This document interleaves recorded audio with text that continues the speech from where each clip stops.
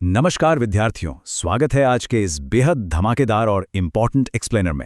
ये रैंक सेतु एकेडमी का एक स्पेशल सेशन है और जैसा कि हमारी टैगलाइन है, रैंक की ओर आपका मजबूत सेतु, आज की ये क्लासरूम और यूट्यूब की हाइब्रिड क्लास बिल्कुल उसी दिशा में एक कदम है। अपनी नोटबुक एकदम तैयार कर लेनी चाहिए क्योंकि आज के सेशन से न जाने कितने प्रश्न सीधे एग्जाम्स में छपने वाले हैं। चलिए, एक बहुत ही पावरफुल हुक के साथ आज की शुरुआत करते हैं। जरा सोचिए, नीति आयोग की लेटेस्ट रिपोर्ट के हिसाब से भारत में इंटीग्रेटेड स्कूल एजुकेशन में कौन सा राज्य नंबर 1 है। ध्यान रखना, ये कोई नॉर्मल सवाल नहीं है। आने वाली रीट, सेकंड ग्रेड और एलडीसी परीक्षाओं के लिए ये वेरी इंपॉर्टेंट प्रश्न है। ये सीधा पेपर में आ सकता है, इसलिए इस पर आज हमारी खास नजर रहेगी। आज की क्लास का रोड मैप कुछ ऐसा रहेगा। सबसे पहले नीति आयोग की शिक्षा रिपोर्ट, फिर पीएमजीएसवाई और ग्रामीण सड़कें, उसके बाद वन्य जीव और जैसलमेर का अनोखा बकरी बैंक, फिर आयोग और नियुक्तियां, और अंत में क्विक रिवीजन, बीवाईक्यू, प्रैक्टिस और मोटिवेशन। मतलब एग्जाम का हर जरूरी हिस्सा आज सिस्टमैटिक तरीके से कवर होने वाला है। तो चलिए भाग 1 पर आते हैं। नीति आयोग शिक्षा रिपोर्ट और इंटीग्रेटेड स्कूलों में राजस्थान का जबरदस्त दबदबा। नीति आयोग की रिपोर्ट आजकल बहुत ज्यादा चर्चा में है और एग्जामिनर की तो इस पर सीधी नजर रहती है। यहां सबसे कमाल का आंकड़ा देखिए, 35%। अब इसे थोड़ा समझते हैं।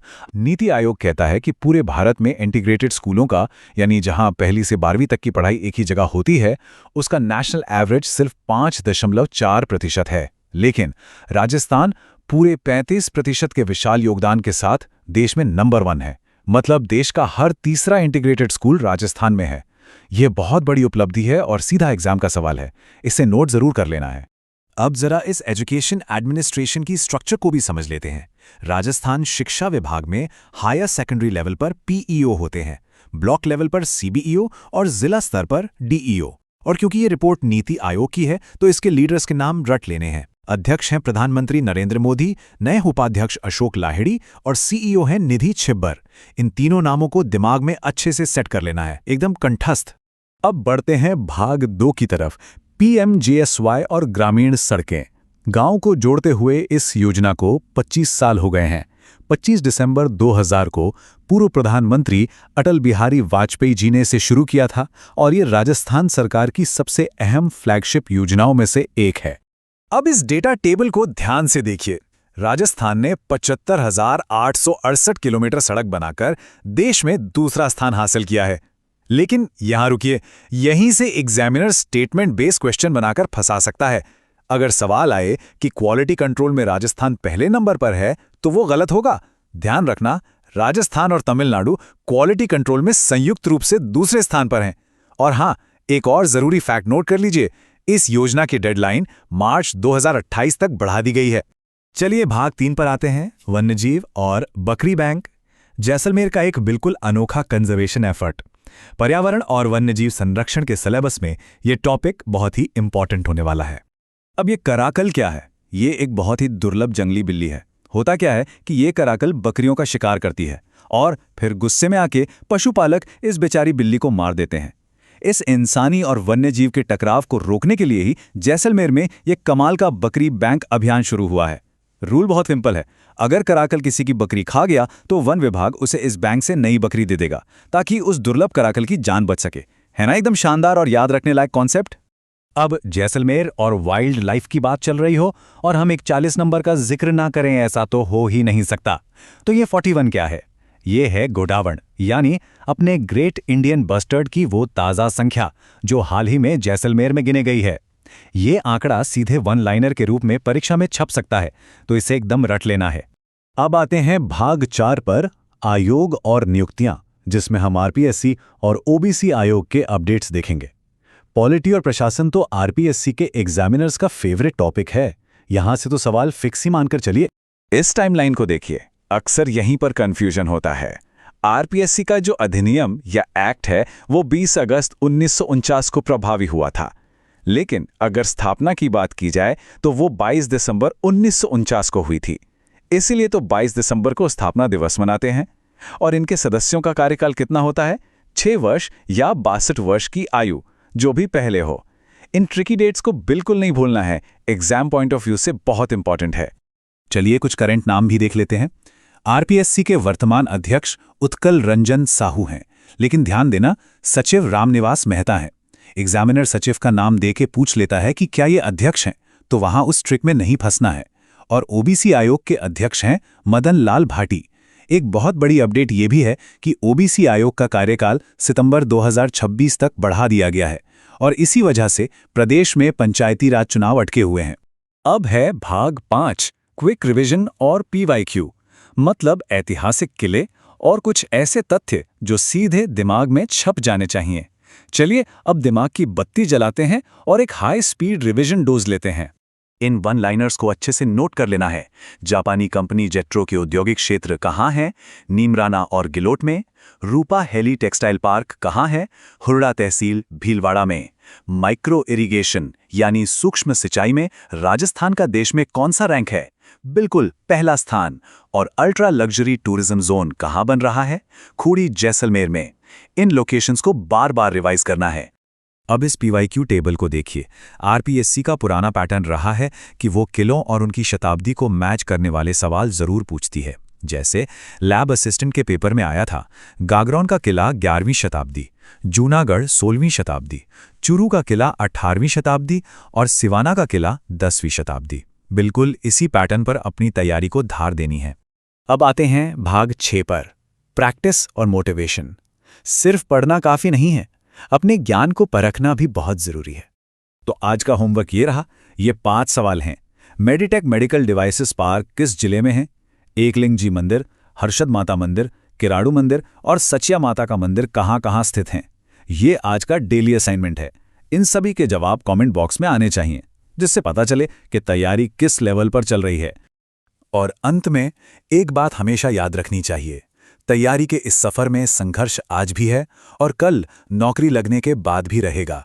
जो लोग पीठ पीछे नेगेटिव बातें करते हैं ना, उन्हें पूरी तरह इग्नोर कर देना है। अपनी मेहनत पर, अपने संघर्ष पर पूरा भरोसा रखना है, अनुशासन बनाए रखना है, क्योंकि जब सिलेक्शन होगा ना, तो वही लोग सबसे पहले खड़े होकर तालियां बजाएंगे। बस वो सेल्फ बिलीफ कम नहीं होना चाहिए। इसी जोश और शानदार एनर्जी के साथ आज के इस एक्सप्लेनर को यहीं विराम देते हैं।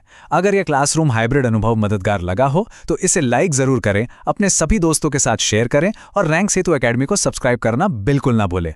और हाँ, कमेंट्स में आंसर जरूर लिखने हैं। जाते जाते जरा सोचिएगा, जिस तेजी से राजस्थान इंटीग्रेटेड शिक्षा में 35% के साथ देश को लीड कर रहा है, क्या यही मॉडल पूरे भारत के एजुकेशन सिस्टम का भविष्य बदल सकता है? अपनी तैयारी पूरे दमखम से करते रहें। आज हम 25 ऐसे वेरी इंपॉर्टेंट प्रश्न डिस्कस करेंगे जो सीधे आपके पेपर में छपने की ताकत रखते हैं। ध्यान बिल्कुल बनाए रखिएगा, क्योंकि आज का यह सेशन बहुत महत्वपूर्ण है। तो आज के हमारे इस सेशन का ब्लूप्रिंट क्या रहेगा? सबसे पहले परीक्षा अलर्ट यानी महत्वपूर्ण प्रश्न, फिर हम शिक्षा और प्रमुख योजनाओं पर बात करेंगे, उसके बाद वन्य जीव और भौगोलिक परिदृश्य, फिर आयोग और प्रशासनिक नियुक्तियां और आखिर में सबसे जरूरी रैपिड रिवीजन और अभ्यास। चलिए फटाफट शुरू करते हैं। भाग 1, शिक्षा एवं प्रमुख योजनाएं। यहाँ हम बात करेंगे नीति आयोग की उस ताज़ा रिपोर्ट की जिसने राजस्थान को एजुकेशन सेक्टर में एकदम टॉप पर ला खड़ा किया है। अब इस डेटा को जरा ध्यान से समझिए। नीति आयोग की school education system in India report क्या कहती है? अगर हम पूरे भारत की बात करें तो इंटीग्रेटेड स्कूल यानी ऐसे स्कूल जहां कक्षा 1 से 12 तक की पढ़ाई एक ही जगह होती है, उनका प्रतिशत मात्र 5.4 है, सिर्फ 5.4%। लेकिन अपना राजस्थान सीधा 35% के साथ पूरे देश में पहले नंबर पर है ना कमाल की बात? देश का हर तीसरा एकीकृत विद्यालय अपने राजस्थान में संचालित है। ये 35% का जो आंकड़ा है ना, इसे बिल्कुल रट लीजिए, क्योंकि ये सीधा स्टेटमेंट वाले सवालों में पूछा जा सकता है। अच्छा, करंट अफेयर्स पढ़ रहे हैं तो इसे थोड़े स्टैटिक जीके से भी कनेक्ट कर लेते हैं। एजुकेशन एडमिनिस्ट्रेशन का ये जो स्ट्रक्चर है, ये आपके दिमाग में एकदम क्लियर होना चाहिए। देखिए, सबसे नीचे स्कूल लेवल पर उच्च माध्यमिक स्कूल का जो हेड होता है उसे पीईईओ कहते हैं। इसके ऊपर ब्लॉक लेवल पर आ जाइए, वहाँ सीबीईओ बैठते हैं, फिर डिस्ट्रिक्ट लेवल पर डीईओ, और इन सबसे ऊपर है अपना शिक्षा निदेशालय जो कि बीकानेर में है। ये क्रोनोलॉजी अक्सर एग्जाम्स में पूछ ली जाती है, तो इसे भूलना नहीं है। चलिए अब इस नंबर 25 पर गौर करते हैं। 25 का आंकड़ा बड़ा खास है क्योंकि इसका सीधा कनेक्शन एक बहुत ही शानदार फ्लैगशिप योजना से है जिसने अभी-अभी अपने 25 साल पूरे किए हैं। और वो योजना है प्रधानमंत्री ग्राम सड़क योजना। अब यहाँ से जो सवाल बनेंगे वो सीधे फैक्ट बेस्ड होंगे। इसकी शुरुआत 25 दिसंबर 2000 को पूर्व प्रधानमंत्री अटल बिहारी वाजपेयी जी के समय हुई थी। अब इसे बढ़ाकर मार्च 2028 तक कर दिया गया है। लेकिन रुकिए, यहाँ एक बहुत बड़ा एग्जाम ट्रैप है जहाँ आरपीएससी आपको फंसा सकता है। क्वालिटी कंट्रोल यानी गुणवत्ता नियंत्रण में राजस्थान पहले नंबर पर नहीं है। हम तमिलनाडु के साथ जॉइंट रूप से दूसरे नंबर पर हैं और अब तक राज्य में 75,868 किलोमीटर सड़कें बन चुकी हैं। ये जॉइंट सेकंड रैंक वाली बात बिल्कुल गांठ बांध लीजिए।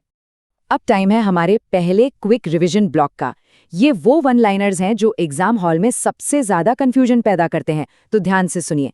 फिनटेक संस्थान पूछे तो जोधपुर, लेकिन फिनटेक पार्क पूछे तो सीधा जयपुर टिक करना है।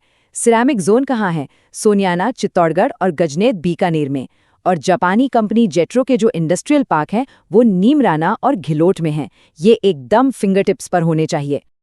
आगे बढ़ते हैं भाग 2 की तरफ, वन्य जीव और भौगोलिक परिदृश्य। एनवायरनमेंट से जुड़ी एक ऐसी जबरदस्त पहल शुरू हुई है जो आपको आगामी परीक्षाओं में 100% देखने को मिलेगी। तो सवाल ये है, जैसलमेर में बकरी बैंक अभियान किस वन्य जीव के संरक्षण के लिए शुरू किया गया? सोचिए जरा, क्या किसी जंगली जानवर को बचाने के लिए बकरियों का बैंक खोला जा सकता है? ये सुनने में थोड़ा अजीब लग सकता है, लेकिन इसके पीछे का लॉजिक बहुत ही शानदार है। और इसका सही जवाब है कराकल। ये एक बहुत ही रेयर, दुर्लभ जंगली बिल्ली है। अब पूरा कॉन्सेप्ट समझिए कि आखिर मामला क्या है। ये जो कराकल है ना, ये पशुपालकों की बकरियों का शिकार कर लेता है, तो नुकसान से बचने के लिए लोग गुस्से में इस कराकल को ही मार देते थे। अब वन विभाग ने क्या मास्टर स्ट्रोक खेला, उन्होंने 25 स्वस्थ बकरियों का एक बकरी बैंक बना दिया। अब अगर कराकल किसी किसान की बकरी खा जाता है तो उस किसान को तुरंत इस बैंक से एक नई बकरी दे दी जाएगी। इससे क्या होगा? किसान का नुकसान नहीं होगा और वो कराकल को नहीं मारेगा। ह्यूमन वाइल्ड लाइफ कॉन्फ्लिक्ट को रोकने का ये प्रदेश का पहला और सच में एक बेहतरीन इनिशिएटिव है। इसे जरूर याद रखिएगा। वाइल्ड लाइफ की बात चल ही रही है तो इस 41 नंबर को भी दिमाग में छाप लीजिए। जैसलमेर से ही जुड़ा एक और वेरी इंपॉर्टेंट स्टैटिक जीके का फैक्ट है ये। अभी हाल ही में जो गिनती हुई है उसमें जैसलमेर में हमारे राज्य पक्षी गोडावण यानी ग्रेट इंडियन बस्टर्ड की संख्या 41 पाई गई है। आ गया है हमारा दूसरा क्विक रिवीजन ब्लॉक, ज्योग्राफी और टूरिज्म के टॉप फैक्ट्स। राजस्थान के वो जिले जहां 8 साल में एक बार सूखा पड़ता ही पड़ता है। जवाब है धौलपुर और भरतपुर। टूरिज्म के लिए खोड़ी जैसलमेर में एक ultra luxury special tourism zone बन रहा है। और एक बहुत ही प्राउड फैक्ट, माइक्रो इरिगेशन यानी सूक्ष्म सिंचाई के मामले में अपना राजस्थान पूरे भारत में नंबर 1 पर है। अब आते हैं भाग 3 पर, आयोग और प्रशासनिक नियुक्तियां। देखिए, अगर आप आरपीएससी सेकंड ग्रेड या एसआई की तैयारी कर रहे हैं तो मानकर चलिए कि इस सेक्शन से सवाल आना बिल्कुल तय है। आरपीएससी की ये 2 डेट्स, ये एक classic previous year question trap है। बहुत परीक्षार्थी इसमें गलती करते हैं। देखिए, आरपीएससी एक्ट जो लागू हुआ था वो हुआ था 20 अगस्त 1949 को, लेकिन अगर आपसे स्थापना की तारीख पूछी जाए तो वो 22 दिसंबर 1949 है। इसीलिए हम 22 दिसंबर को इसका स्थापना दिवस मनाते हैं। इसमें कोई कंफ्यूजन नहीं होना चाहिए। वर्तमान नियुक्तियों से आपका स्टेटमेंट वाला सवाल सीधा बन सकता है। अभी आरपीएससी के अध्यक्ष हैं श्री उत्कल रंजन साहू। अगर सचिव का नाम पूछें तो वो रामनिवास मेहता हैं। अध्यक्ष और सदस्यों का जो कार्यकाल होता है वो 6 वर्ष या 62 वर्ष की आयु जो भी पहले हो वो रहता है। इनकी नियुक्ति तो राज्यपाल महोदय करते हैं, लेकिन ध्यान रखना, इन्हें हटाने का, बर्खास्त करने का पावर सिर्फ और सिर्फ राष्ट्रपति के पास है। और एक और बात, अभी 10 में से केवल 6 मेंबर ही एक्टिव हैं। एक और आयोग जो आजकल बहुत ज्यादा न्यूज में है, राजस्थान राज्य ओबीसी राजनैतिक प्रतिनिधित्व आयोग। इसके अध्यक्ष हैं रिटायर्ड जज मदन लाल भाटी। पंचायत और नगर निगमों में ओबीसी रिजर्वेशन तय करने के लिए ये कमीशन बना था, लेकिन हुआ क्या, इनकी रिपोर्ट आने में देरी हो गई, जिसके चलते राज्य सरकार ने इनका कार्यकाल तीसरी बार बढ़ाकर 30 सितंबर 2026 तक कर दिया है। और इसी वजह से फिलहाल पंचायत चुनाव टल गए हैं। तो ये नाम मदन लाल भाटी एकदम याद रखना है आपको। फाइनली हम आ गए हैं भाग 4 पर, रैपिड रिवीजन और अभ्यास। ये इस विश्लेषण का सबसे एनर्जेटिक और सबसे जरूरी हिस्सा है। चलिए खुद को टेस्ट करते हैं। ये वो शानदार स्टैटिक जीके के सवाल हैं जो लैब असिस्टेंट और बाकी एग्जाम्स में बार बार रिपीट होते हैं। किलों के निर्माण की सेंचुरी देखिए। गागरोन बना 11वीं सेंचुरी में, सिवाना 10वीं में, जूनागढ़ 16वीं में और चूरू का किला 18वीं सेंचुरी में। राजस्थान की सबसे ऊंची चोटी कौन सी है? बिल्कुल सही, गुरु शिखर सिरोही। और स्पोर्ट्स की बात करें तो नेशनल डेफ एथलेटिक्स चैंपियनशिप में राजस्थान ने झंडे गाड़ दिए हैं। टोटल 26 मेडल्स जीते हमने। अब बारी है आपके अभ्यास की। ये कुछ प्रश्न हैं। पहला, मेडिटेक मेडिकल डिवाइसेस पार्क किस जिले में है? दूसरा, एकलिंग जी, हर्षद माता, किराड़ू और सचिया माता के मंदिर किन जिलों में हैं? और तीसरा, राजस्थान के सीमावर्ती राज्य कितने हैं और उनके नाम क्या हैं? इन सब के जवाब मुझे कमेंट बॉक्स में चाहिए। देखते हैं आपकी तैयारी कितनी सॉलिड है। सेशन खत्म करने से पहले बस एक छोटी सी लेकिन बहुत गहरी बात। देखिए, भरोसा खुद पर रखिए, लगातार मेहनत करते रहिए। मेहनत करते करते एक दिन किस्मत कब आपके साथ खड़ी हो जाएगी ना, आपको पता भी नहीं चलेगा। बस अनुशासन में रहें, नेगेटिविटी से दूर रहें और अपनी तैयारी पर फोकस करें। जीत पक्की है। तो साथियों, अगर आज का ये डिटेल्ड डिस्कशन और रिवीजन आपको अपने एग्जाम के लिए फायदेमंद लगा हो तो इसे लाइक करना ना भूलें, अपने दोस्तों के साथ शेयर करें और अगर चैनल पर नए हैं तो सब्सक्राइब जरूर कर लें। यूं ही मेहनत करते रहिए। बहुत बहुत धन्यवाद। जय हिंद, जय भारत, जय राजस्थान।